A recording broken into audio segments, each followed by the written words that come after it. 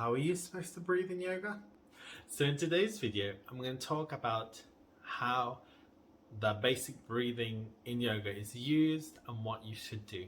So hi, I'm Mike, your English yoga teacher, and I help you practice yoga in English with Japanese support. 皆さんこんにちは。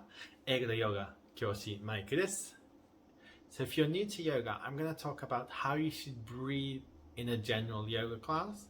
So I'm not going to cover any special breathing techniques. So I'm just going to cover the basic breathing you should do in most classes. So when practicing yoga, you probably would have had the teacher or the instructor guide you on to breathe, maybe trying to do slow breaths, deep breaths, long breaths. And you might be thinking, what is this? What are these? What are you talking about? So when doing yoga, you're trying to connect your body and your breath together. So when you breathe slower, it actually puts your body into a relax mode, which is also known as the the parasympathetic nervous system, or your rest and digest. So this is also helps with your hormone balance, helps you to relax. Also doing this can help turn off your stretch reflex. So this is when your body kind of puts up a barrier when you're stretching to stop you from stretching too far from what you generally stretch, so it doesn't feel as tense when you're trying to stretch. And maybe when you're not doing yoga, your breathing will be quite fast, quite shallow. So when you're taking time to actually concentrate on your breath and your breathing, you're trying to fill all your lungs up with as much air as you can, and then maybe trying to squeeze it all out. So just trying to bring more awareness to your breath when you're doing your yoga practice. Breathe through the nose or breathe through the mouth? So that's a good question. So the general rule is the nose is for breathing, the mouth is for eating, okay? But of course you can breathe out your mouth. Obviously when you're doing some yoga breathing techniques, they will use out the mouth. But in general, especially in yoga, you'll be breathing through your nose. And the reason why you breathe through your nose is because there's a bit of resistance there. So you can control the breath a lot more easier than compared with your mouth. So you can make the breathing slower and longer. Whereas if you're just breathing through your mouth, it's a big hole and the air just goes straight into your lungs. Whereas your nose, you've just got your nostrils, the holes here in your nose comes up and then links down to your throat and goes into your lungs.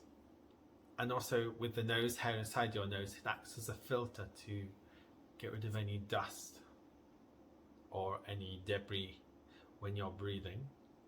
But when you're breathing, if you are finding it uncomfortable to breathe in and out through your nose, you can always inhale through the nose and exhale out the mouth if that feels good. Focus on your nasal breathing, so breathing through your nose when practicing yoga.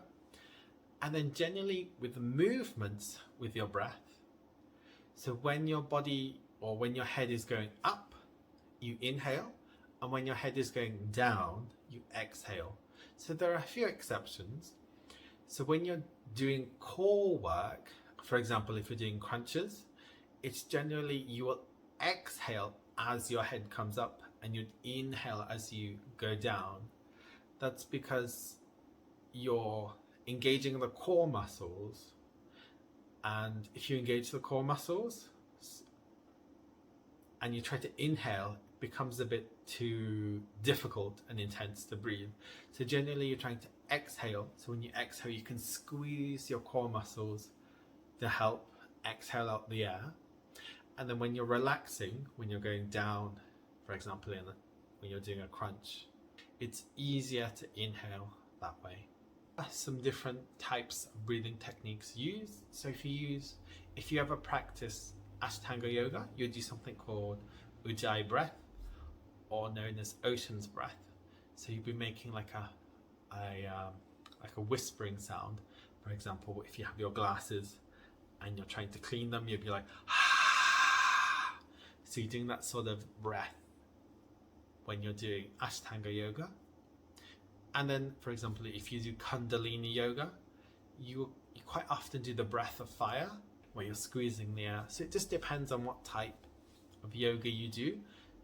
But in general, it's just breathing through your nose, trying to do long, slow breaths, so controlling the breath to make it slower, to put your body into the relax mode, or to work on the parasympathetic nervous system, or the rest and digest, to help you relax. If you found this video valuable, don't forget to give it a thumbs up, and then also subscribe to my yoga channel so it helps support me, so I can help support you with your English yoga practice. And I have a free downloadable guide for you. So this is an English to Japanese body parts guide. So it's down in the description below. So you just need to click on the link, put in your email, put your name, click sign up, and you'll get sent an email with the free downloadable guide there. And you can use it to help out with your English yoga practice. So thank you so much for watching this video, and I hope to see you in the next video soon. 見てくれてありがとうございます。If you want to know more about some breathing techniques, check out these videos right here.